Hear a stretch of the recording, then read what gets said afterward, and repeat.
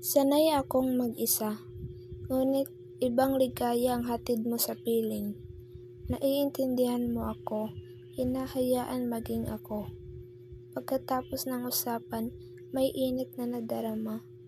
Kay sarap ng pakiramdam nang may nag-aalala sa akin. Sa iyong tingin, sapat, tapat at lalong nagiging mahusay, habang sabay tayong umaangat sa bawat pag-unlad.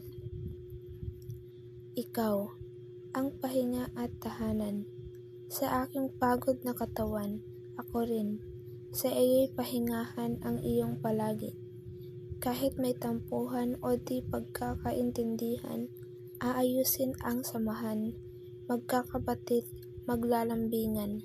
Patuloy sa gawaing nag-uugnay ang mga puso upang mas maging karapat-dapat sa isa't isa. Paulit-ulit, pipiliin kang makasama sa simpleng buhay.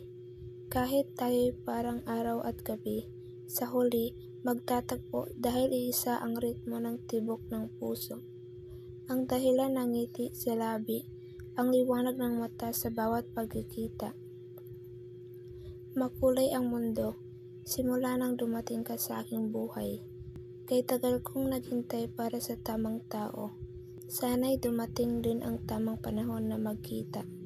Mayakap ng mahigpit at maipadama ang wagas na pagsinta. Nananalig akong darating ang araw na iyon, sapagkat di tayo pagtatagpuin ng tadhana ng basta-basta, kung paglalayuin lang din. Umaasa akong magpapasa akin ka rin, at di na maghihiwalay pa. Tiis lang kahit milya-milya ang pagitan. Huwag kang magsasawang makipag-usap at unawain ang sitwasyon.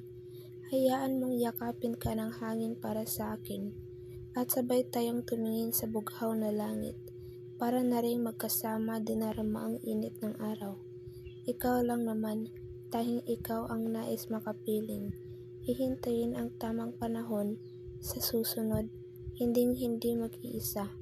Ako ang iyong kakampi, iyong kanlungan, sasamahan ka hanggang dulo ng magpakailanman. Sabay tayong iindak sa himig ng ating mga puso. Magkakaisa ang ating mga kaluluwa, susundan ang turo ng Diyos at ang gabay ng pag-ibig.